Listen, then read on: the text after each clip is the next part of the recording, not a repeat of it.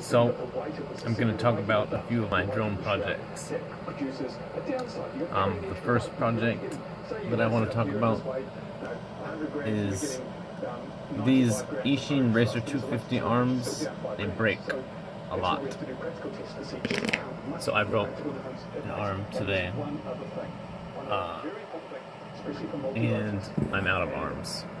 I do have one whole extra copter, but the last thing I want to do is make it less of a copter, because I'm going to duplicate my settings into that one, and then when I crash and break arms or some other critical hit, I can run that one.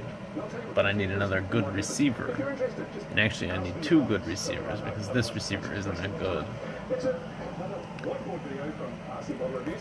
So glue isn't going to work, so I tried using my soldering iron, which is still on, but I'm about to solder with it, and I kind of want to burn off all the plastic to try to plastic weld the arm back together. And I shoved a bunch of zip tie, old zip tie pieces, into the joint, and I'm hoping that this makes a workable arm, because it's a thick and pretty durable plastic. So if I can weld it and it'll hold up for a decent amount of flight, then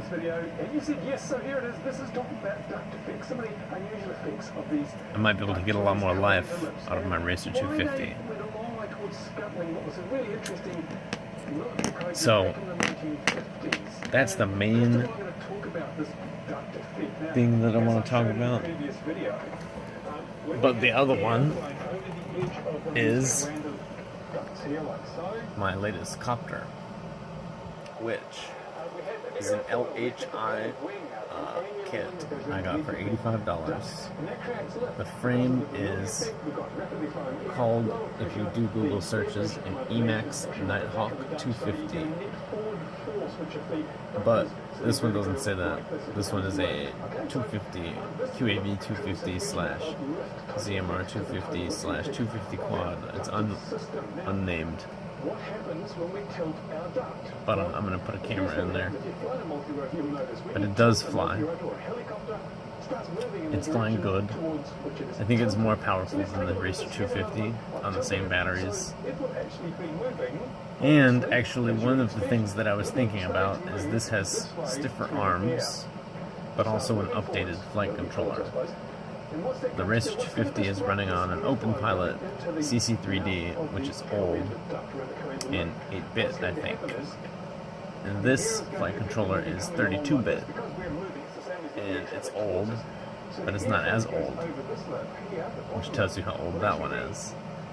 And I think that a combination of the stiffer arms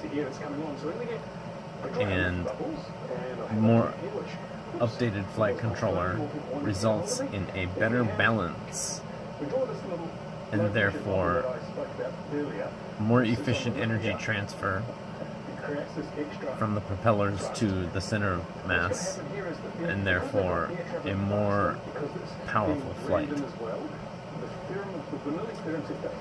So it has more power because less energy is wasted in the ways that the Racer 250 wastes it. One thing to think about is that I'm tuning my Racer 250, and this is the first, copter I really tuned.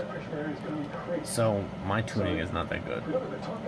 So I could probably get way more power out of it. That being said, I could probably get way more power out of the other one as well. And it's got stiffer arms. But I think it weighs a little more. But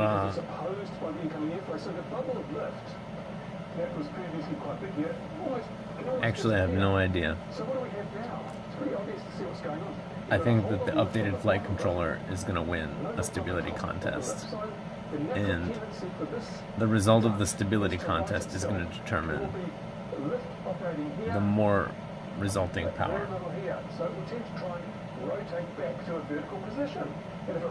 That's what I think. So I have terrible range on this copter. I think that I need to replace the receiver with one that has 2 antennas,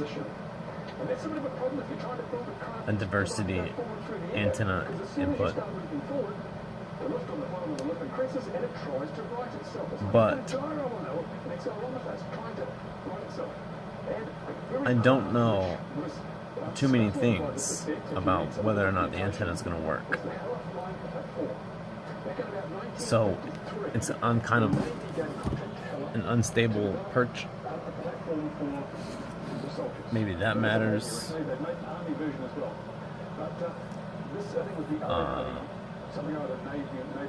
It should be fine in relation to the video transmitter because it's almost 45 degrees out.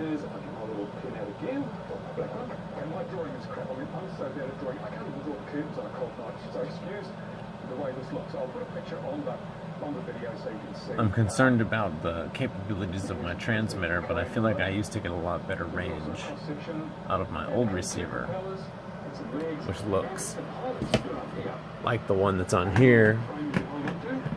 But this is actually a receiver somebody gave me that they had used and broken. And I broke my good receiver trying to do a flip. So I need to order some more.